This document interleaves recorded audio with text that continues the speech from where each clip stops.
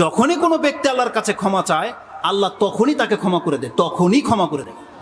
জানেন, বিনা কোনো ওয়াসাতায়, বিনা কোনো মাধ্যমে যখনই কোনো ব্যক্তি ক্ষমা চাইবে, আল্লাহ তখনই তাকে ক্ষমা করে দেয়। এর দুইটা এক্সাম্পল শুধু আমি আপনাকে দেব, বহু উদাহরণ রয়েছে। তার মধ্যে উত্তম উদাহরণ হচ্ছে আল্লাহ সুবহানাহু ওয়া তাআলা যেটা কোরআনে পেশ করেছেন। আমাদের পিতা আদম আলাইহিস সালাম, তার কথা আল্লাহ সুবহানাহু ওয়া তাআলা উল্লেখ করেছেন, যেটা আপনি সূরা বাকারা 2 নম্বর সূরার 37 নম্বর আয়াতে পেয়ে যাবেন, যেখানে আল্লাহ সুবহানাহু ওয়া তাআলা বলছেন, ফাতালাক্কা আদামু মির রাব্বিহি কালিমাতিন ফাতাবা আলাইহি। আদম আলাইহিস সালাম তার রবের কাছ থেকে কয়েকটি জুমলা শিখে নিয়েছিলেন, যা দিয়ে তিনি তার রবের কাছে ক্ষমা চেয়েছেন। আল্লাহ বলছেন তখনই আদমকে ক্ষমা করে দেওয়া হয়েছিল। তখনই, মানে যখনই কোনো ব্যক্তি ক্ষমা চায় তখনই তাকে ক্ষমা করে দেওয়া হয়। এর চেয়ে স্পষ্ট আয়াত আল্লাহ সুবহানাহু ওয়া তাআলা কোরআনে রেখেছেন, যেটা আপনি সূরা কাসাস 28 নম্বর সূরার 16 নম্বর আয়াতে পেয়ে যাবেন, যেটা মূসা আলাইহিস সালামের ঘটনাতে রয়েছে। তাতে কি আছে?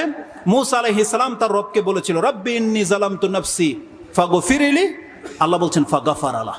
সে আয়াত আল্লাহ সুবহানাহু ওয়া তাআলা বলেছেন, মূসা আলাইহিস সালাম যখন তার রবকে বলেছিল, আমি আমার নফসের উপরে জুলুম করে ফেলেছি, আল্লাহ তুমি আমাকে ক্ষমা করো, যেমনি বলেছেন ফাগফিরলি, আল্লাহ সুবহানাহু ওয়া তাআলা সামান্যতম বিলম্ব করেনি, তার পরপরই আয়াত নাজিল করে দিয়েছেন ফাগাফারা লাহ। আল্লাহ বলছেন যেমনি মূসা বলেছে আল্লাহ আমাকে ক্ষমা করো, আল্লাহ বলছেন আমি তোকে ক্ষমা করে দিলাম। সাথে সাথে আল্লাহ সুবহানাহু ওয়া তাআলা ক্ষমাশীল, আল্লাহ সুবহানাহু ওয়া তাআলা দয়াবান, আল্লাহ সুবহানাহু ওয়া তাআলা চাইলে ক্ষমা করে।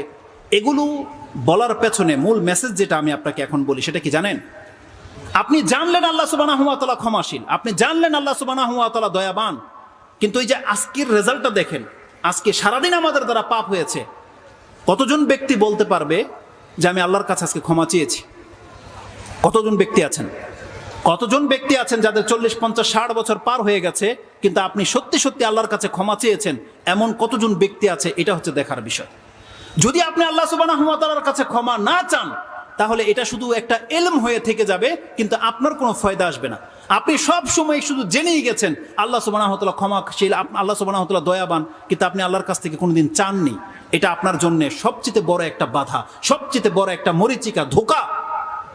ইবনে জুদান একজন ব্যক্তি ছিল জাহিলিয়াতের যুগে। আয়েশা রাদিয়াল্লাহু তাআলা আনহা তার সম্পর্কে বলতেছেন, ইয়া রাসূলুল্লাহ, ইবনে জুদান কানা ফিল জাহিলিয়া। জাহিলিয়াতের যুগে ইবনে জুদান এমন এক ব্যক্তি, যেই ব্যক্তি আত্মীয়তার সম্পর্ক রক্ষা করত এবং মিসকিনকে খাদ্য দিত। ফাহাল যাকা নাফিউহু, এই ভালো কাজটা কি তার কোনো উপকারে আসবে না? রাসূলুল্লাহ বলছেন লা, এই ভালো কাজ তার কোনো উপকারে আসবে না। কেন? রাসূলুল্লাহ বলছেন, ইন্নাহু লাম ইয়াকুল ইয়াওমান রাব্বি গফিরলি খাতিয়াতি ইয়াউমাদ্দিন।